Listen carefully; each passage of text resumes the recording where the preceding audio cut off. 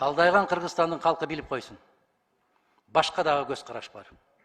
Башқадағы жол бар, башқадағы принциптер бар.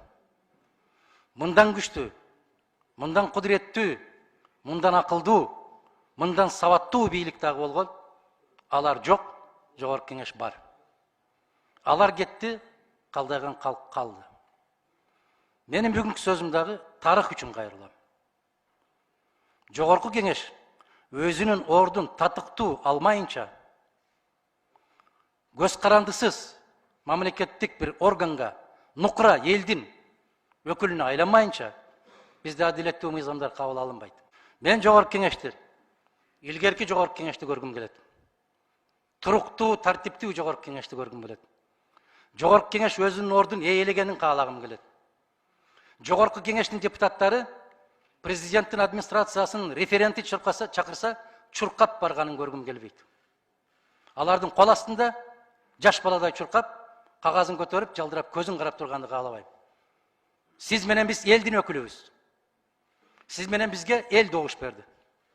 Елдің doğuşu бұл аманат. Бұл дағы аманатқа қиянаттық болады.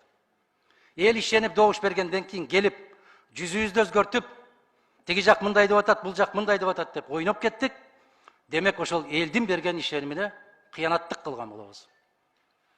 Бұл заманда жоопкерчилиги жоқ болса, ақыретте сөзсіз жоопкерчилиги болады. Аманатқа қиянаттық деген түшүнүк бар. Мен бұл жоғарғы кеңешті ушундай көргім келеді. Туруктуу, ынтымактуу, фракция біз бөлінбейбиз деген менен, бөліп четке чыгарып, керектүү инсандарға керектүү нерселер менен камсыз кылып койдуңар азаматтар. Тилибизде башка, дилибиз башка. Сүйлөгөнүбүз башка, кылганыбыз башка. Мына ошон үчүн өспөй атабыз биз өлкө катарында. Бизди ошон үчүн кошто мамлекеттер өлкө катарында көрбөй атат. Дээрлик бүгүн изоляцияда калып калдык. Жоғарғы кеңештің төрағасы деген бұл елдің өкілі болған жоғарғы кеңешті ел аралық аренада дағы президентпін деген кишisi болу, өкмөтмүн деген кишisi ким болса ошол болсын, алар менен конституцияның тилинде адамча, ийилбей, бүгүлбөй, колго суу куйбай сүйлөшкөндү билиш керек. 90 депутатка төрагалык кылыш, бұл 90 депутаттың атасы да, энеси да болом деген сөз.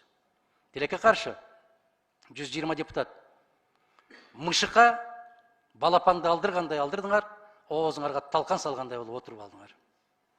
Конституцияны қабыл алдыңар, Конституцияны минут сайын тебелеп атты, дың деген бір сөзді ұқпадық біз сілерден оозыңардан. Қалағаныңарды алып кет барды, қалағаныңарды ушул жерден тұрып алып сүйлеп атты, ертең сені алып кетеміз, ертең бір сүгін сені алып кетем. Тоқтат деген сөзді біреуіңер айта албадыңар. Төрағаңар баш болу. Тилекке каршы 7-ші создың чакырылышын жоғарғы кеңештин өз кадыр баркы өзүнүн орду болушу керек. Сүйлөп аткан кишиде ушул программага кирет. Ушул эң чоң программага кирет. Депутаттын көз карандысыздыгы эң чоң программа. Жөрмөлөбөгүлө, өрмөлөбөгүлө деп айткым келет. Дагы бир жолу айтам. Жоғарғы кеңештин ишин Конституцияда кандай болсо, ошондой кыйшайсыз алып кетүү, ол оор маселе. Айрыкча биринчи жолу шайланган депутат коллегаларыбыз иштин канчалык оор экенин эми билесиздер, эми түшүнөсүздөр. Кайсы мыйзамга кандай добуш беришин келип, үстүңөрдөн туруп алганда ошондо сезесиздер. Көпчүлүк учурда болгон. Аттың мен кайда түшүп калдым деген учурлар болгон. Мен Кыргыз Республикасынын Жогорку Кеңешинин 7-ші чакырылышын чындыгында элдик парламент, элдик Жогорку Кеңеш эл үчүн кызмат кылган, чыркыраган чындыкты кылдай кыйшайбай айткан, өз принциптеринде бекем турган, мыйзамды так даана ким экендигине карабастан аткарта ала турган Жогорку Кеңеш катарында көргүм келет. Кадыр баркын өтө жогору болгусун көргүм келет. Себеп Конституцияда жазылган, мыйзамдардын так аткарылышын көзөмөлгө алуу тийиштүү комитеттерге жүктөлгөн. Ал биздин мойнубузга жүктөлгөн. Баарыңыздардын ишиңиздерге ийгилик каалайм. 5 жыл тез эле өтөт. Көз ачып жумганча өтүп кетет. Келгенде бир сүйүнөбүз.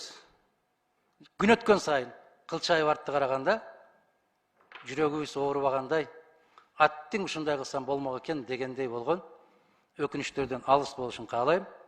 Ишибизге ийгилик, дагы бир жолу баса белгилейм. Мен реалдуулукту түшүнөм.